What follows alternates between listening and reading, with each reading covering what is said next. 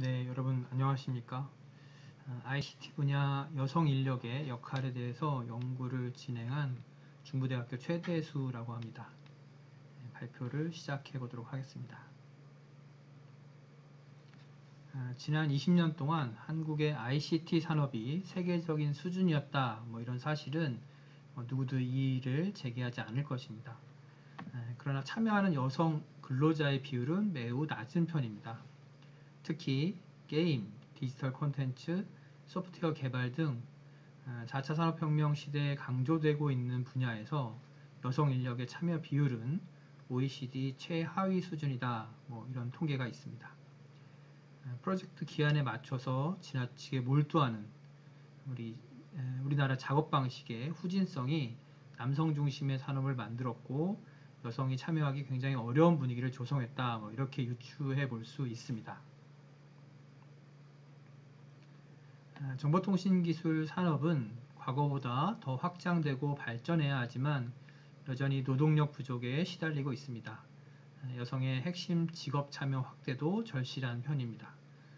정보통신기술 관련 직종의 근무 환경과 조직 문화가 조금씩 개선되고 있는 부분을 볼 수 있는데요. 이러한 변화는 우수한 여성 인재 유입을 적극적으로 촉진할 수 있는 기회다, 이렇게 평가되고 있습니다. 이러한 현 상황에 대한 인식은 최근의 연구에서만 나타나는 것이 아니고 과거에도 비슷한 패턴의 연구들이 많이 진행되었고 많은 정책들이 제안된 바 있습니다. 대부분의 연구들은 사회적 분위기의 조성, 기반 시설의 구축, 여성 경력 단절 재교육 강화 등의 방향을 제시하는 데 초점을 맞추고 있었습니다.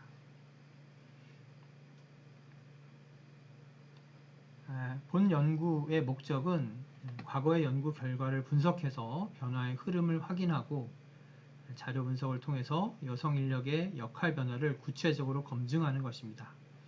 또한 이러한 결과를 바탕으로 실질적으로 적용할 수 있는 정책 방향을 제시하려고 합니다. 이번 연구를 통해서 ICT 분야에서 여성 인력 역할의 실상을 좀 더 명확하게 밝히고 이를 강화하기 위한 정책 방향, 이런 것들을 확인할 수 있을 것으로 기대하고 있습니다.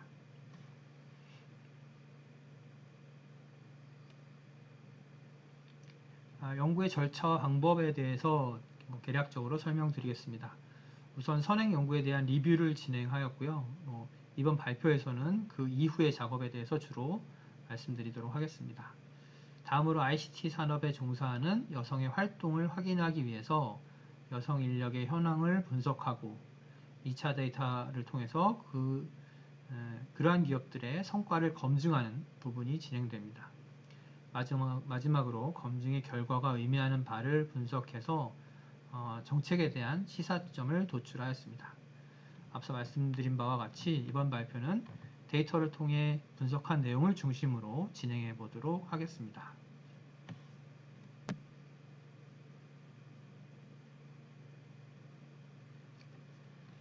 본 연구에서는 정부기관에서 공개한 공공 데이터를 바탕으로 분석을 수행하였습니다. ICT 산업에서 여성의 활동을 살펴보기 위해 기업 대표 현황을 확인했고요. 대표자의 성별에 따른 고용 인원을 비교 분석하였습니다. 또 ICT 산업에 종사하는 전체 인력의 성비를 확인하고 회사 내의 경영자 현황도 비교해 보았습니다. 이러한 기초통계 분석을 바탕으로 대표자의 성별과 직원의 성비에 따른 회사의 재무 성과를 비교하는 데 중점을 두고 진행하였습니다. 참고적으로 깊이 있게 분석한 데이터들은 고용노동부에서 제공하는 데이터를 주로 사용했다는 점을 말씀드립니다.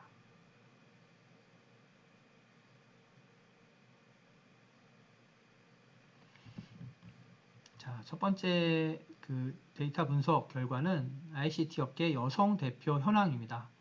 2019년 과학기술정보통신부가 고시한 ICT 설문조사 기초자료를 바탕으로 구성한 대표자의 성별 현황이 되겠습니다.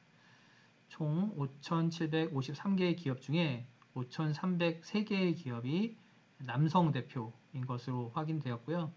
전체의 92.2%를 차지하였습니다. 여성 대표인 기업은 450개 기업, 7.8%를 차지한 것을 보여주고 있습니다. 네, 다음 표는 기업별 고용 인원에 대한 구분입니다. 1명부터 4명까지 해서 1000명 이상인 고용 인원이 1000명 이상인 기업까지 쭉 분포가 되어 있는데요. 가장 많이 분포된 구간은 보시는 바와 같이 10명에서 19명, 1570여 개의 기업이 이 구간에 포함되어 있다 이렇게 보실 수 있겠고요. 1000명 이상인 기업은 9개 정도가 포함되어 있다라고 확인할 수 있습니다.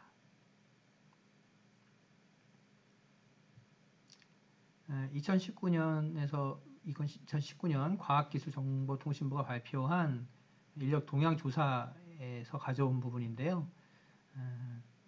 ICT 산업 또는 관련 산업의 성별 인력 현황을 보여드리고 있습니다.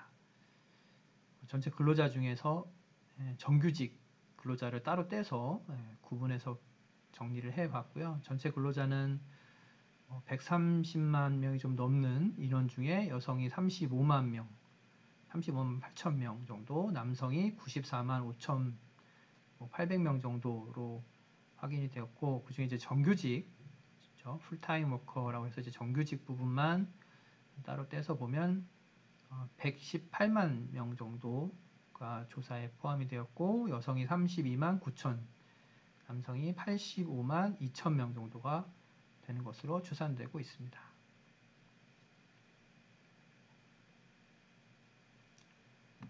네, 좀 더 구체적인 인원의 구성을 살펴보기 위해서 앞서 말씀드린 바와 같이 고용노동부의 패널 자료를 분석했는데요. 표본에 포함된 모든 근로자의 구성과 관리직, 관리직이라고 볼 수 있는 간부 또는 이런 부분 구분을 해서 정리를 해보았습니다. 첫 번째 몇 가지만 소개해드리면 좋을 것 같은데요. 첫 번째 전자부품, 컴퓨터, 영상, 음향, 통신장비, 제조업 이게 하나의 그룹으로 되어 있죠. 이 그룹에 종사하는 기업은 총 124개사로 평균 근로자 수는 245명이 좀 넘는 걸로 나타났고, 남자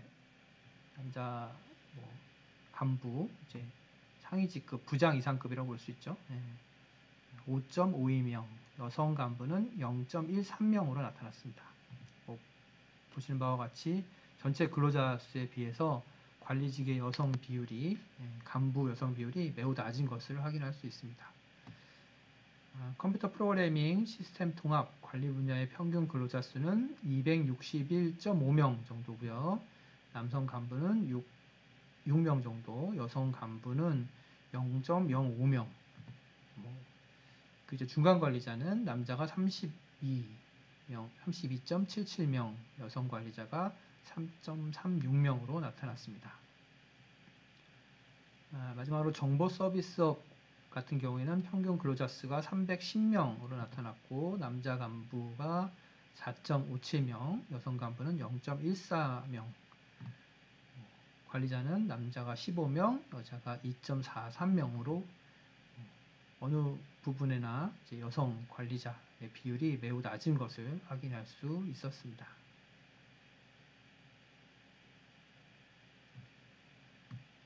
좀 더 이제 비교 가능하게 분석해 보기 위해서 이제 여성 근로자 수를 남성 근로자 수로 나누어서 한번 측정해 봤습니다.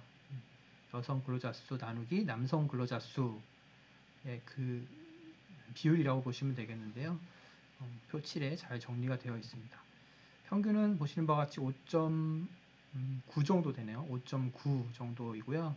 정보 서비스업은 1.12로 여성 비율이 가장 높았습니다. 여성 비율이 좀 더 많은 것으로 나타나기도 했고요.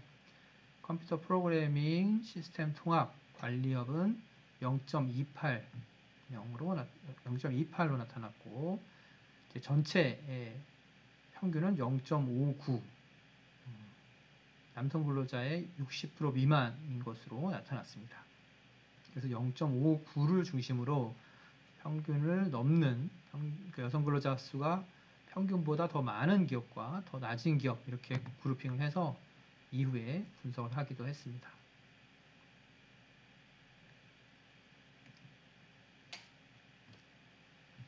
자, 표 8은 남성 대표 대표가 남성인 기업과 여성인 기업의 매출과 경상소득을 비교 분석한 결과를 정리한 것입니다.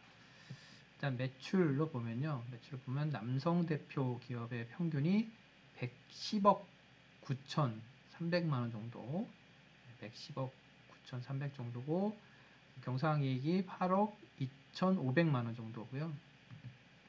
여성 대표의 기업들은 매출이 29억 2,100만 원, 경상소득이 8,200만 원으로 확실히 대조적인 것을 볼 수 있습니다. 이제 정보통신 부분만 빼어서 매출을 비교한 결과 남성 대표 기업은 41억 5,500만 원이고요.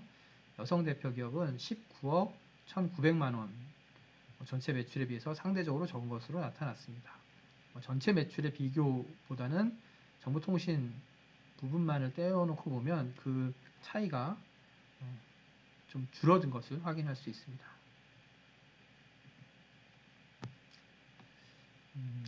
정량 데이터 분석한 거의 핵심 부분이라고 볼 수 있겠습니다. 아까 말씀드린 대로 비율이 0.59가 평균이라고 말씀드렸는데요. 그걸 기준으로 해서 그것보다 더 높은 기업, 다시 말하면 여성 인원이 더 많은 기업과 그것보다 낮은 기업, 여성 인원이 더 적은 기업, 이렇게 구분을 해서 비교 분석을 해보았습니다.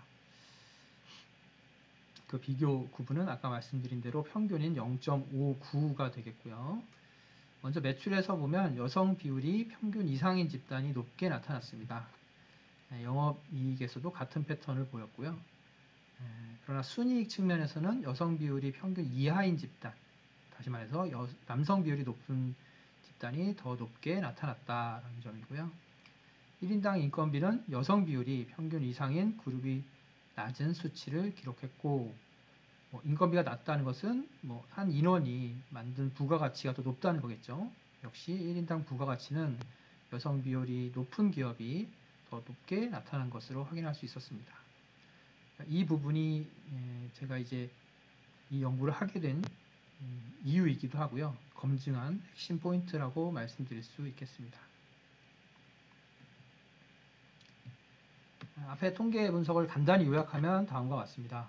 여성의 역할은 남성에 비해 상대적으로 약한 것으로 나타났지만 여성의 비중이 상대적으로 높은 기업에서는 1인당 부가가치 생산이 높았다. 여성 비중이 높은 기업이 1인당 부가가치가 높았고 인건비는 반대로 낮은 것으로 나타났습니다. ICT 분야에서 우리가 지속적으로 여성의 비중이 증가해야 된다 이렇게 강조하는 이유가 일부분 확인되었다 이렇게 말씀드릴 수 있겠습니다. ICT 분야의 여성 고용에 대한 연구를 통해서 도출된 시사점은 다음과 같습니다. 물론 선행 연구에서도 많이 이야기된 바 있는 부분인데요. 역시 이러한 정책들의 중요성을 다시 한번 확인했다 이렇게 말씀드릴 수 있겠습니다. 첫째, 관련 전공으로 여성의 유입이 적기 때문에 ICT 분야의 다양한 직종에 대한 진로 교육, 체험 기회를 확대해야 된다라는 부분이고요. 두 번째는 정부는 ICT 분야 기업 환경 개선에 적극 나서고 성의 불균형 해소를 위해서 적극적인 정책을 추진해야 한다. 기업 환경, 일하는 업무 환경은 계속 개선되고 있다고 보여집니다. 정부에서도 이 부분에 대해서 지속적으로 관심을 가져야 된다라는 부분을 한 번 더 강조하였고요. 자, 세 번째입니다. ICT 여성 근로자의 가족 양립을 위한 적극적인 정책 마련이 필요합니다. 경력 단절 여성이라는 표현이 있죠. 그런 부분이 특히 ICT 분야에서 문제시되고 있는데 다시 경력을 이어갈 수 있는 ICT 분야에서 활약할 수 있는 가족 양립을 위한 정책 마련이 절실하다 이렇게 말씀드릴 수 있겠습니다.